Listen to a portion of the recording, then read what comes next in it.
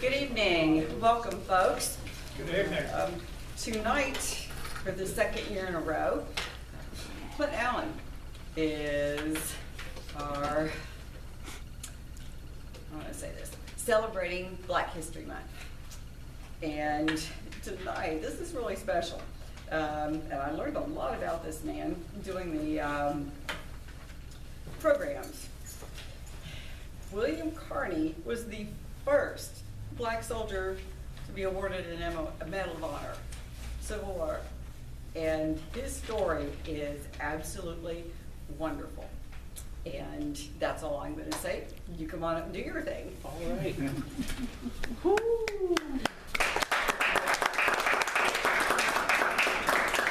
All right, thank you so much. I appreciate Kathy sharing the fact that they invited me back. Last year, I was able to do a presentation for Black History Month, and I'm honored and humbled that they would have me back again. So I appreciate Mark and Kathy and their work for the Miami Valley Military History Museum here in the city of Fairborn. Thank you guys for what you're doing and telling the veteran stories and all of our military stories. So thank you so much.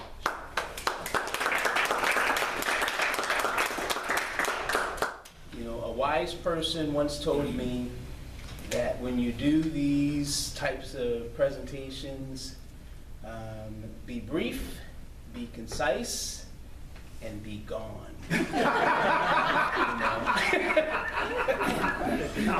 know, that's what you got to do. You can't hang out too long, man. I mean, you know, I've got some. But again, I appreciate everyone being here. I just I'm humbled by the fact that I have friends. I've got my brother Dan working the camera, so get my good side, Dan, please. But again, I just appreciate everyone being here and at least taking a little bit of time out of your day. I'm going to make sure that we get through what I've kind of prepared to recognize, first off, Black History Month here, and then secondly, to also pay honor to a few little-known Black history facts, and then also to our dear Sergeant William Carney, who received the Medal of Honor for his heroic acts on the battlefield. So, during National Black History Month, we celebrate the legacy of Black Americans whose power to lead and power to overcome and to expand the meaning and practice of American democracy has helped our country become a more fair and just society. Our country was established upon the profound and simple ideas that people are created, that all people are created equal and should be treated equally throughout their lives. It is an idea that America has not fully lived up to, but it's an idea that we have never walked away from either.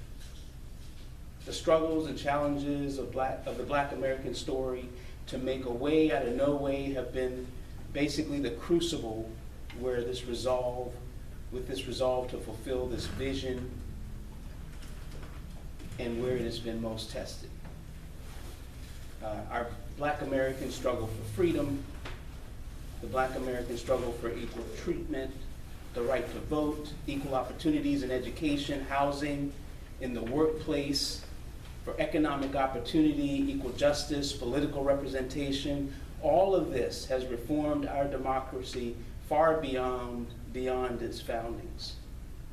As Black Americans, we have made a way, not only for ourselves, but we have built a highway for millions of women, immigrants, and other historically marginalized communities, and all Americans to more fully experience the benefits of our society. So Black History Month gives us a small opportunity to learn the stories of those we may not have known much about up to now. So before I start to talk about Army Sergeant William Carney, Medal of Honor recipient, I want to share a few other small Black history facts. Some other stories like Claudette Colvin.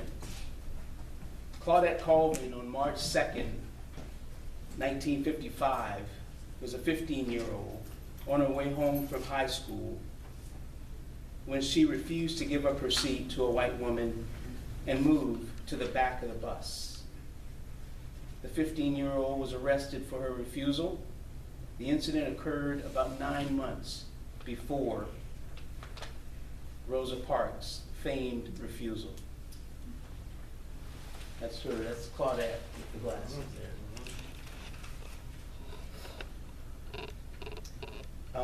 There are other stories, like the Harlem Hellfighters. The 369th Black Infantry Regiment was an all-black U.S. regiment nicknamed the Harlem Hellfighters, which formed during World War I. The Hellfighters were lauded in Europe for their bravery. But when they ended the war, the Hellfighters returned home and they faced racism and segregation for a country they bravely defended in France. Another little known Black history fact, not sure if you ever know the name Ronald McNair. Ronald McNair was a 9-year-old in South Carolina. A librarian told him he could not check out books from the segregated library in 1959. So as a 9-year-old is going to get in the corner and not move. He's stubborn, he's mean, he's mad because he can't get his books. So the librarian called the police as well as McNair's mom. The police arrived, told the librarian to let the young boy have his books, and McNair walked out alongside his mother and his brother. The interesting story about Ronald McNair is that he went on to earn a PhD in physics from MIT and become one of the first Black Americans selected as astronauts for NASA. McNair's first space flight was aboard Challenger. He successfully maneuvered a robotic arm which allowed astronaut Bruce McCandless to perform the first spacewalk without being tethered to a spacecraft. The second space flight for McNair would be his last. He, along with 6 other NASA astronauts, were aboard the space shuttle Challenger when it exploded 73 seconds after takeoff. And then there's Robert Smalls. Robert Smalls was only in his early 20s in May of 1862 when he risked his life as a Black enslaved man in the U.S. South to sail and save his family and bring his family to freedom. An American hero many considered as one of the most important figures in the American Civil War. Interesting thing about Robert Smalls is that he was born in Beaufort, South Carolina, just like me. Robert Smalls is considered Gullah Geechee, just like me. Gullah Geechee people are descendants of enslaved Africans who live in parts of South Carolina, Georgia, and Florida.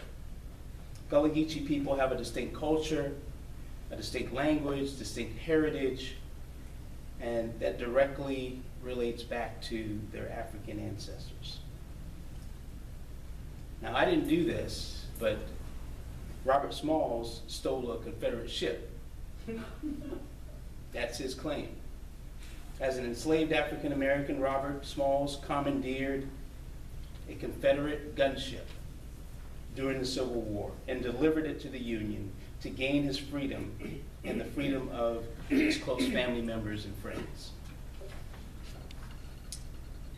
The reason why Robert Smalls did that, because he was haunted by the fact that he would be one day separated from his family. He didn't want that. He wanted his family together. Another small Black history fact, Jane Bolin, she broke many barriers, many boundaries in her life, and perhaps her most famous was being named the first Black judge in America in 1939. This was after she was the first Black woman to graduate from Yale University, the Yale Law School. And then there's Shirley Chisholm. Shirley Chisholm was an American politician, an author, an educator, best known for being the first African American candidate to make a bid to become U.S. president back in 1972, and the first African American woman to be elected as a U.S. Congresswoman. All of those are heroes, all of those are little known Black history facts, but all of those paved the way for many of us. They've made it better for all of us in their fight. And then there's Sergeant William Harvey Kearny. Medal of Honor winner. Medal of Honor recipient, I'm sorry. The first Black American service member to be given the award. Kearny was born into slavery in 1840. His family relocated to Massachusetts.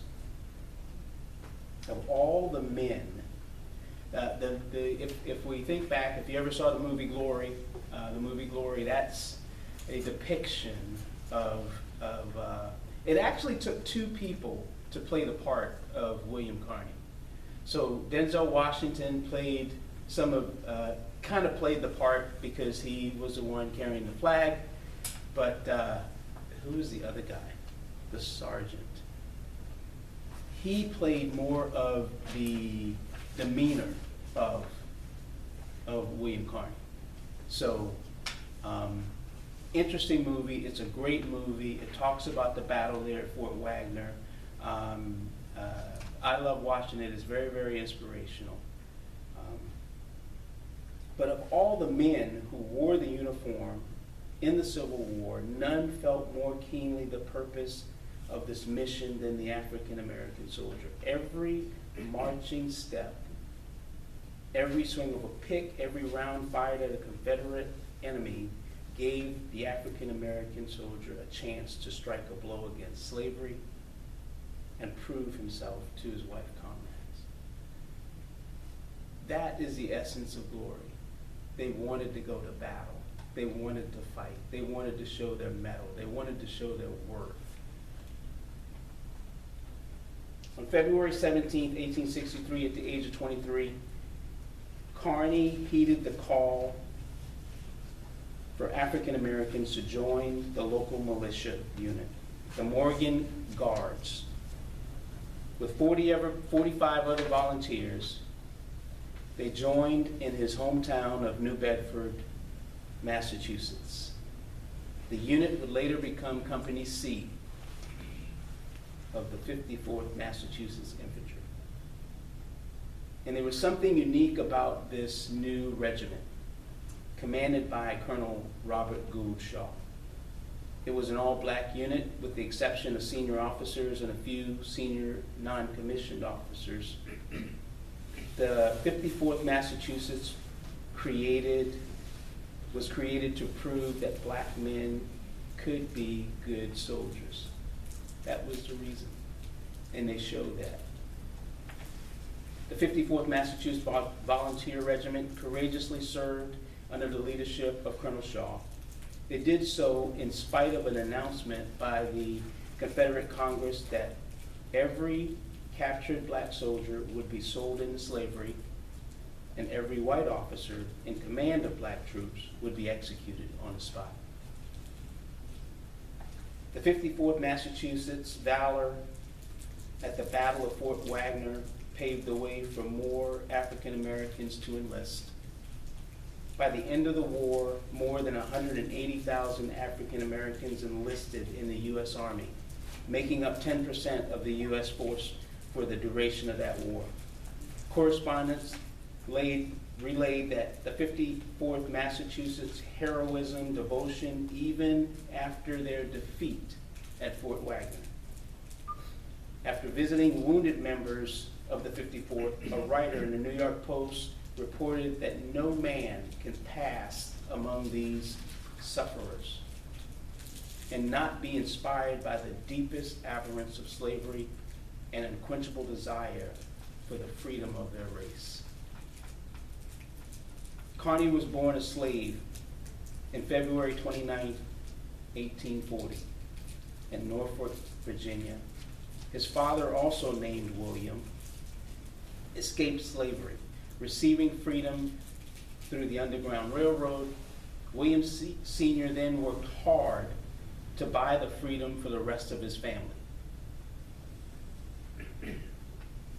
The free and united family settled in New Bedford.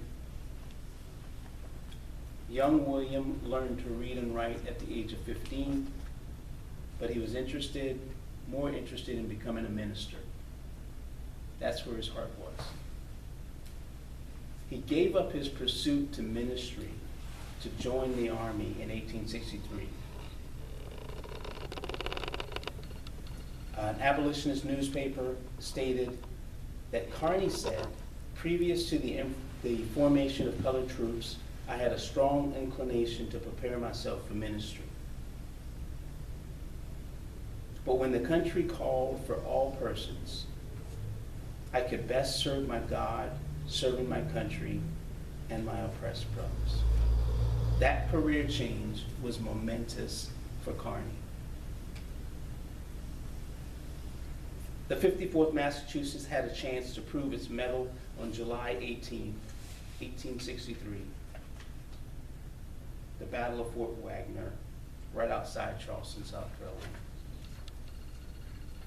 It was during that battle of Fort Wagner, Carney's unit, the first major battle, Carney saw that the flag bearer had been hit with bullets.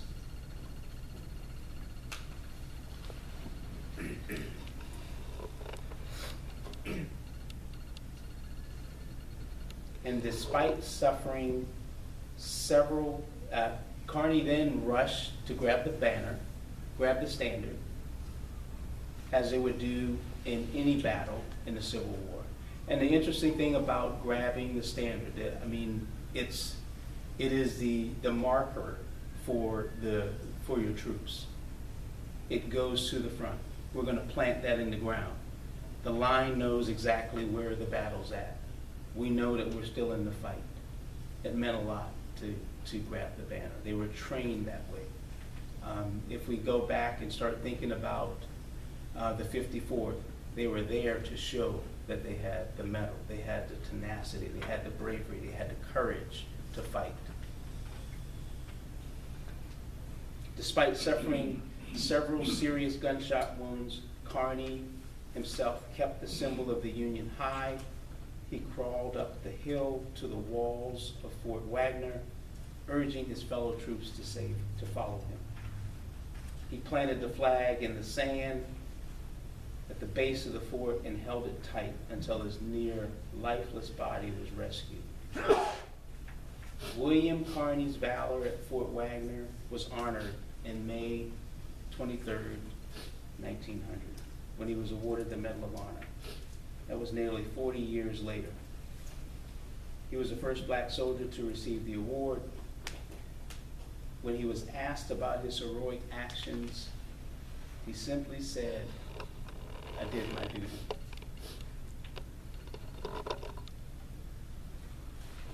The Medal of Honor is the United States Armed Forces' highest military decoration. It's awarded in recognition to the Army's sailors.